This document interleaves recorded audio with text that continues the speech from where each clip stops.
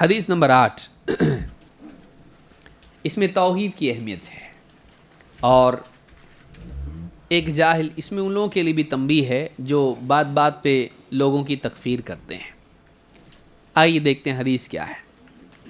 عن ابی ہریرہ رضی اللہ عنہ عن النبی صلی اللہ علیہ وسلم قال، ابو ہریرہ رضی اللہ تعالیٰ عنہ نبی صلی اللہ علیہ وسلم سے روایت کرتے ہیں، آپ نے فرمایا کان رجل یسرف علی نفسہ، پچھلے زمانے میں ایک آدمی تھا جس نے اپنے اوپر بہت ہی حدیں پار کر گیا تھا، اپنے ہی خلاف حدیں پار کر گیا تھا، گناہوں میں بہت زیادہ گناہ اس نے کیے تھے۔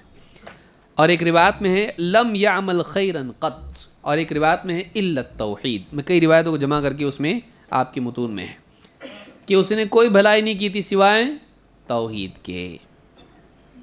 فلما حضرہ الموت قال لبنیہ، جب موت کا وقت آیا تو اپنے بیٹوں سے اس نے کہا اذا انا مت فاحرقونی ثم اطحنونی ثم ذرونی فی الریح، جب میں مر جاؤں مجھے جلانا اور میری راکھ بنانا اور پھر اس کو ہوا میں اڑا دینا۔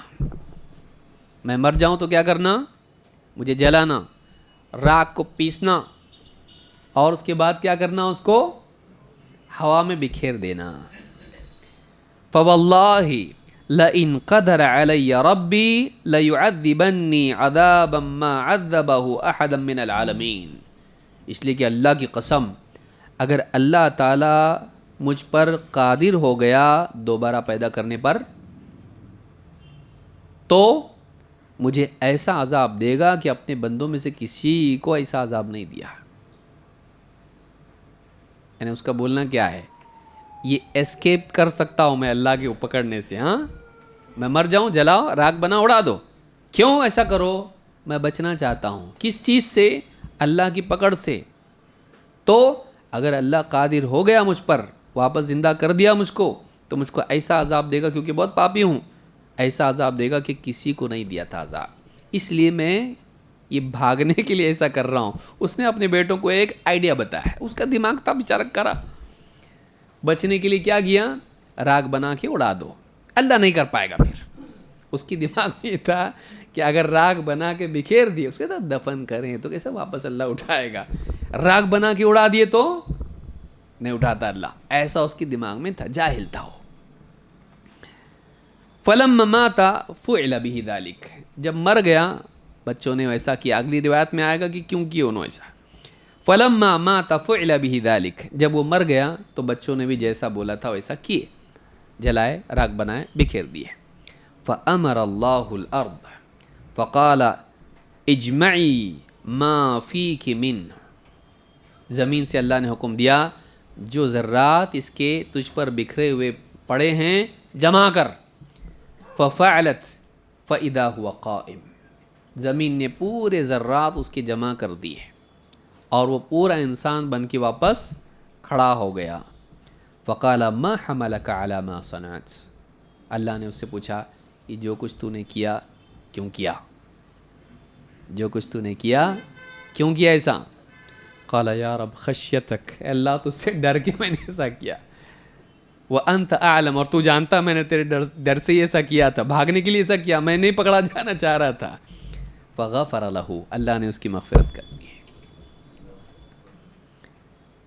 اس حدیث سے علماء نے بتایا کہ ابن تیمیہ اور بہت سارے علماء نے اس پہ گفتگو کی، ابن تیمیہ نے دو غلط عقیدے تھے اس کے۔ ایک، اللہ اگر راکھ بنایا جائے تو واپس نہیں اٹھا سکتا۔ دو، اگر راکھ بنا کے بکھیر دیے قیامت کے دن واپس نہیں آتے ہم۔ تو کہا ان میں سے ہر ایک عقیدہ کفریہ ہے، دونوں جمع ہونا اور ڈینجر کفر ہے۔ لیکن پھر بھی وہ آدمی جاہل تھا، وہ اللہ کا انکار نہیں کرتا تھا تبھی تو ڈرتا تھا نا، اور وہ قیامت کے دن کا انکار نہیں کرتا تھا تبھی تو بھاگنا چاہتا تھا۔ تو اللہ اور آخرت کو ماننے والا تھا، لیکن اس کا تھوڑا سا دماغ کم تھا، اس کی معلومات کم تھی۔ وہ سمجھتا تھا ایسا کرنے سے اللہ کی پکڑ سے اور قیامت کے دن دوبارہ جی اٹھنے سے بچ سکتے ہیں۔ وہ اصل آخرت کا انکار نہیں کرتا تھا، قیامت کا انکار، حساب کا انکار نہیں کرتا تھا، سزا کا، جنت جہنم کا انکار نہیں کرتا تھا۔ لیکن اس کو کسی نے شاید سجھایا ہو یا اس کے دماغ میں بیٹھے بیٹھے آیا ہو ایسا کرے تو بچ سکتے، کیونکہ پاپ جب بہت سارے کیے تو آدمی کے لیے راستہ نکالنے کے لیے دماغ الٹا الٹا چلنا شروع ہوتا ہے. جیسے بہت سارے لوگ کرتے نا، بہت پاپ کیے ہیں، تھوڑے بہت صدقے کریں گے، درگاہ پہ چادر چڑھائیں گے، ہاں ریس بیس بہت کھیلے اپن نے، شراب براب بہت پیے، تھوڑا ایسا کچھ تو کریں گے تو کیا ہوگا، کام بن جائے گا. دماغ ایسا چلنا شروع ہوتا ہے. تو اس کے دماغ میں بات آئی کہ اگر ایسا کیا جائے تو بچنے کے چانسز ہیں، اور اس نے بچوں کو وہی تلقین کیا. لیکن وہ اللہ کو بھی مانتا تھا، قیامت کے دن کو بھی مانتا تھا، حساب اور سزا دونوں کو مانتا تھا. تو اصل عقیدہ اس کے پاس تھا، لیکن اس میں تھوڑا خلل تھا، لیکن وہ اللہ سے ڈرتا تھا. اللہ رب العالمین نے اس کی خشیت کی وجہ سے اس کو معاف کر دیا. اس سے بات معلوم ہوتی ہے کہ اگر ایک آدمی اللہ اور آخرت کو، اس کے رسول کو، اس کی کتاب کو، اسلام کو ماننے والا ہے، جہالت کی وجہ سے عقائد میں کچھ خلل اس کے ہو، فوراً اس کو کافر کافر کافر بول کے گن مشین سے شوٹ نہیں کرنا چاہیے، بلکہ اس کو نصیحت کرنا چاہیے، دعوت دینا چاہیے، سمجھانا چاہیے. ہو سکتا ہے وہ اللہ کے نزدیک مغفرت کے لائق بھی ہو سکتا ہے کہ نہیں ہو سکتا، ہو سکتا ہے. کیوں؟ جہالت کی وجہ سے. اللہ تعالیٰ چاہے تو اس کی مغفرت کر دے، اللہ کو معلوم. اسی لیے اس نے کیا کہا، اللہ تو جانتا، میں تیرے ڈر کی وجہ سے ایسا کیا. اللہ ہم سے زیادہ جانتا ہے کون مغفرت کے لائق ہے اور کون نہیں ہے. اس لیے بہت جلدی لوگوں کے کفر کے فتوے ان پر دینا، اس کا عقیدہ خراب ہے، کافر، اس کا کافر، یہ کافر، وہ کافر، نہیں کرنا چاہیے. یہ کام علماء کے لیے چھوڑ دیجیے. ہاں ایسے کفر کے فتوے دینے والے، 2 رکعت امامت کرو بولے تو نہیں آتی اس کو، ذرا نماز پڑھا بولے تو میرے کو نہیں جمتا بولتا انہیں، اذان دو بولے تو نہیں آتا، اقامت بولے تو نہیں آتا، فتویٰ دینے کفر کا میں پہلے آتا. تو جس کو اذان دینے نہیں آتا، جس کو نماز پڑھانے نہیں آتا، اس کو کفر کا فتویٰ دینے آتا، جو کہ اتنا سیریس کام ہے، بڑا کام ہے. وہ یہ نہیں کرنا چاہیے. کون کرے؟ علماء کریں. ہاں علماء کسی کو بول دیں کہ یہ کافر ہے، پھر اس کو نقل کرنا اور اس کی پیروی کرنا ایک الگ چیز ہے. آپ پہل مت کیجیے. کیوں؟ اس لیے کہ کسی کو کافر بولنے سے، اگر وہ کافر نہ ہو اور آپ نے لاپرواہی میں اس کو کافر بول دیا، وہ کلمہ اس پہ نہیں گیا تو آپ پہ آئے گا. کیوں بیٹھے بٹھائے مصیبت؟ کچھ ملتا اس میں؟ کسی کو کافر بولنے میں گھر پہ کوئی مٹھائی کا ڈبہ آتا یا کیا آتا بتائیے؟ نیکیاں بڑھتی اس سے. لیکن انسان جو ہے یہ علو نفس ہوتا ہے، میں بہت زبردست، یہ سب خراب، اور آدمی ان کو کافر بنا دیتا ہے. میں توحید والا، باقی سب مشرک. علم کی بنیاد پر تکفیر ہونا چاہیے، نہ کہ جذبات کی بنیاد پر. علم والوں کا کام ہے یہ، غصے میں آنے والوں کا کام نہیں ہے. تو اس حدیث کو امام البخاری اور مسلم دونوں نے روایت کیا ہے. صحیح بخاری حدیث نمبر 3481 اور صحیح مسلم کتاب التوبہ میں حدیث نمبر 2756. ایک اور روایت ہے جو اسی باب سے ہے. ابو سعید خدری رضی اللہ تعالیٰ کہتے ہیں، ان نبی صلی اللہ علیہ وسلم ان رجلا کان قبلکم رغسہ اللہ مالا. تم میں سے ایک پہلا آدمی تھا پچھلے زمانے میں، اللہ نے اس کو بہت مال دے رکھا تھا. فقال لبنیہ لما حضر، جب اس کی موت کا وقت آیا تو اس نے اپنے بیٹوں کو جمع کر کے کہا، ای ابن کنت لکم، میں کیسا باپ تھا تمہارے لیے، مطلب میں نے کیسا سلوک کیا تمہارے ساتھ. قالوا خیر ابن، بولے اچھا کہ سب، مطلب پیسہ ویسا سب کو دے دلا کے سب ٹھیک ٹھاک، ہاں اچھے ابا تھے آپ ہمارے. قال لتفعلن ما آمرکم به او لأولین میراثی غیرکم. دھمکی دیا اس نے، جیسا بولتا ہوں ایسا کرو گے، وعدہ کرتے ہو تو ٹھیک، نہیں تو پوری جائیداد میں کسی اور کو دے دوں گا. ان لوگوں نے کیوں مانے اس کی بات؟ اس نے مرتے وقت کیا بولا، جیسا بول رہا ہو ویسا کریں گے تو ٹھیک، نہیں تو میری پوری جائیداد کیا کروں گا، میں کسی اور کو دوں گا. اچھا ابا وہ کچھ نہیں، جائیداد پوری دوسرے کو دے دوں گا میں. فإنی لم اعمل خیرا قط، اس لیے کہ بات یہ ہے میں نے اپنی زندگی میں کوئی بھلا کام نہیں کیا ہے. فإذا مت فأحرقونی ثم اسحقونی ثم ذرونی فی یوم عاصف، جب میں مر جاؤں مجھے جلانا اور میری راکھ کو ایسے دن میں جس میں بہت تیز ہوا چل رہی ہو، دور تک لے جائے گی، مطلب اور پھیل جائے گا. تو کیا کرنا، میری راکھ پوری ہوا میں اڑا دینا ایسی دن جس دن تیز آندھی چلے. فَأَخَذَ مِنْهُمْ مِيثَاقًا اس نے ان سب سے قسم وعدہ سب کچھ لیا.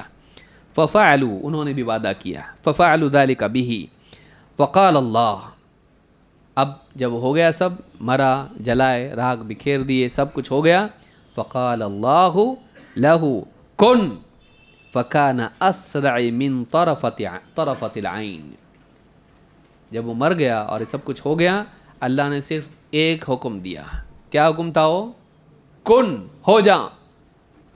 پلک جھپکنے کی بھی دیری نہیں تھی کہ واپس سے وہ زندہ ہو کے کھڑا ہو گیا. بھاگ سکتے اللہ سے؟ فجمعہ اللہ عز وجل اللہ نے اس کو جمع کر دیا.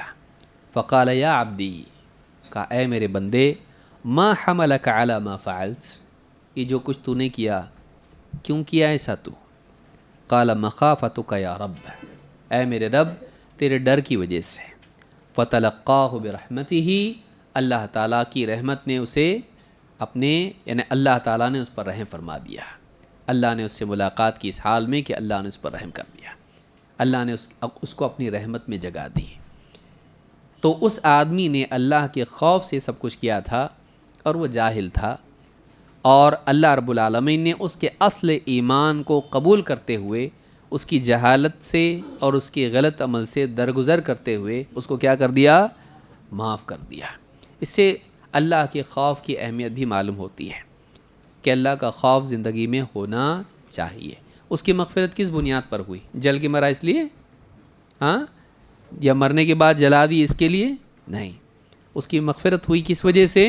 وہ اللہ سے ڈرتا تھا. تو اللہ کا خوف زندگی میں ہونا ضروری ہے.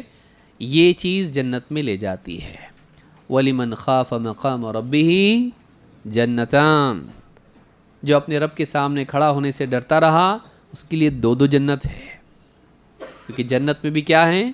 باغات ہیں. اس کے لیے کتنی جنتیں ہیں؟ 2. تو ایک انسان اگر اللہ سے امید رکھتا ہے کہ اللہ اس کو جنت میں ڈالے تو اس امید کے ساتھ ساتھ اس کو اللہ کا خوف بھی ہونا چاہیے کہ وہ مجھ سے حساب لے گا تو میں کیا جواب دوں گا. تو اللہ سے حساب کے اعتبار سے، حساب دینے کے اعتبار سے ڈرنا انسان کے اعمال کو بہتر بناتا ہے اور اس کے انجام کو بھی بہتر بناتا ہے. اللہ رب العالمین ہم سب کو توفیق عطا فرمائے. یہ جو حدیث ہے امام البخاری نے اور مسلم دونوں نے اس کو روایت کیا ہے. صحیح بخاری حدیث نمبر 3478، صحیح مسلم حدیث نمبر 2757.